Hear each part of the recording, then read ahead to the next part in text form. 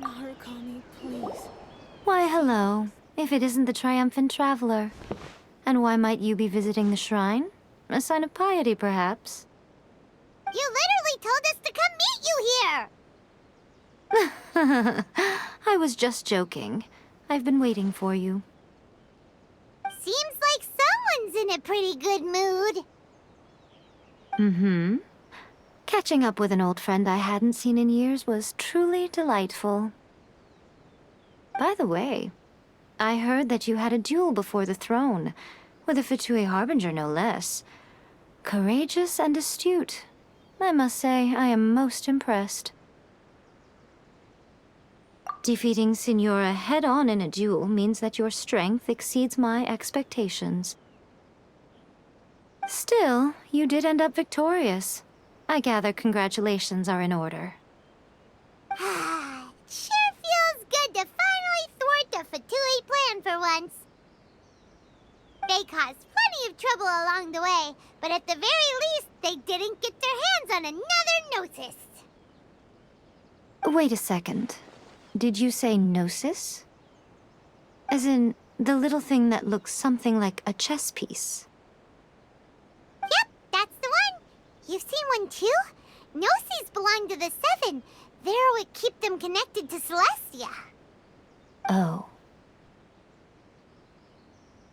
What's wrong? I handed that over. You did what now? Well, how else was I supposed to save your skin from the Balladeer exactly? The Balladeer is number 6 of the Fatui Harbingers. In terms of strength, he is superior to Signora. I'm not the kind of person who risks life and limb for any old reason. You did... for once, Paimon just does not know what to say. After A created her puppet vessel, she no longer had anywhere to put it. As her erstwhile closest friend, A handed it over to me, and I've kept it in the Grand Narukami Shrine ever since. She no longer needs the power of the Gnosis, and in any case, she tells me she has severed ties with Celestia.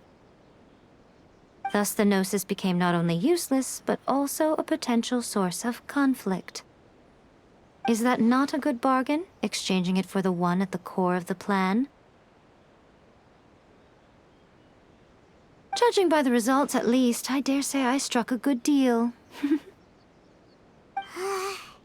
When you put it like that, Paimon has to agree. The Traveler is worth more than a Gnosis. Well, what's done is done, and Paimon heartily thinks we'll be getting it back now. Let's leave the past in the past. So anyway, you still haven't told us why you called us here today. It's to thank you. Really? You intend to travel all over Teyvat, and the time has come for the Inazuma leg of your trip to come to an end, has it not?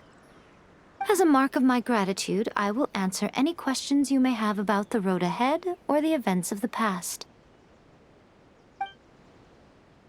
What would you like to know about? That puppet was built with technology that has been lost to time. Perhaps she, as a god, is the only one privy to the knowledge of its origins. Still, there is one other thing on this topic that I suspect you may be curious to know. Before A began modifying her own godly form, she took it upon herself to create a prototype puppet. So, you mean there are 3 Raiden Shoguns? No. The prototype was merely a proof of concept. Its appearance and intellect were not based on A. It was a test. The original plan was for A to simply discard it. But perhaps A thought this to be too cruel, because in the end she chose only to seal the power within it. Later, this puppet wandered Inazuma as an ordinary human male with his own consciousness, until the Fatui took an interest in him. Ugh, Some eccentric geniuses in the ranks of the Fatui made adjustments to the prototype, not only unsealing his power, but very likely rendering him even more formidable than his original specifications. The object of divine creation is now the one who has taken possession of the Gnosis, and the prototype puppet is now known as the Balladeer. What a crazy story! It is, isn't it? Who can say whether it's coincidence or destiny? I'm surprised an outlander like you is aware that there was once a change of Electro Archon. Few citizens of Inazuma are aware of this.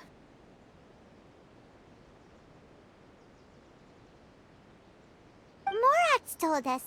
He said that the Electro Archon Ball has passed away. Yes. The truth of the matter is that there were two twin gods, Baal and Beelzebul. Twin gods? They won the Archon War together, and when Baal established the shogunate, Beelzebul became her Kagemusha, or shadow warrior. In other words, she acted as Baal's body double. Beelzebul is A, with whom we are now both acquainted. Baal's name was Makoto. As far as the world was aware, there were not two, but one. They complemented each other, and they ruled Inazuma jointly, so there was no need for the public to know the truth. In fact, the name Baal and the title of Raiden Shogun was understood to refer to both of them, right up until... Until what? Makoto died several hundred years ago in a war that I was not personally involved in. Since then, A has assumed the shogunate. Losing her sister must have been super hard on A. That was when A began to change. Makoto was her greatest loss. Paimon feels like she understands A a lot better now after finding that out. So what kind of god was Makoto? I didn't spend a great deal of time with her, but my impression was she was a gentle god, who in each moment cherished the beauty of what was before her. Wow. I'm surprised and... Morat's told... Yes. Twin gods? They won the Archon. Beelzebul is as far as the world was aware. In fact... Until what? Makoto died several... Losing her sister must have been super... That was when A began to change. Paimon feels like she understands A. I didn't spend a great deal of time with... Wow. Sorry, I haven't a clue. I'm also unfamiliar with the god you describe. But if you still have doubts about A, I would say they are misplaced. Not only does she not fit your description, but she voluntarily gave up her gnosis long ago, severing her ties with Celestia in the process. That's good to hear. Otherwise, given that I'm her familiar, it could have made our relationship rather awkward, don't you think? Don't worry. We aren't looking to pick a fight with you.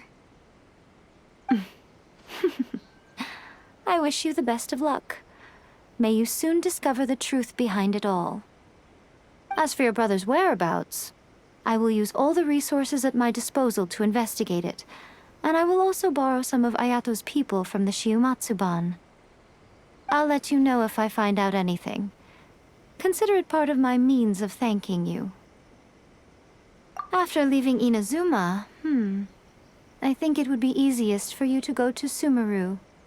Ooh, Sumeru! We've run into loads of scholars from there on our journey so far. Yes, well, Sumeru is the land of the god of wisdom, where the quest for wisdom and knowledge is never-ending. But their obsession gives rise to some truly inexplicable things. For example, in Sumeru, knowledge is holistically managed as a resource. Knowledge is a resource? Yes. I don't know whether it was the sages or Lesser Lord Kusanali who came up with the idea.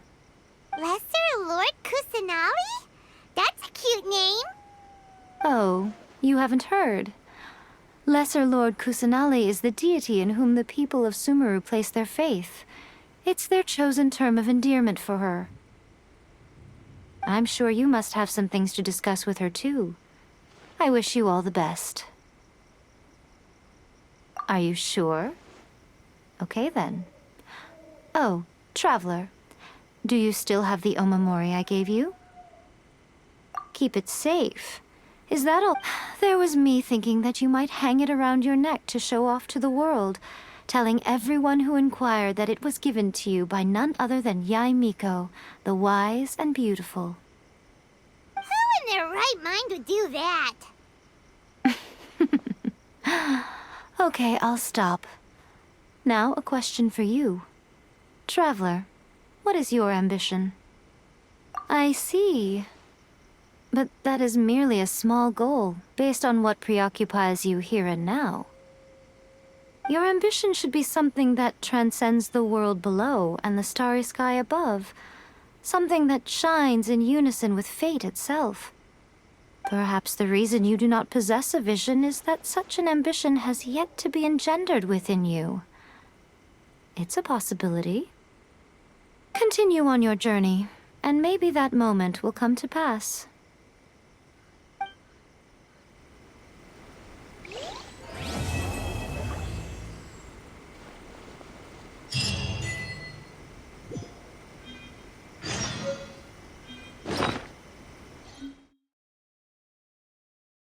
By the protection of the Electro Arc,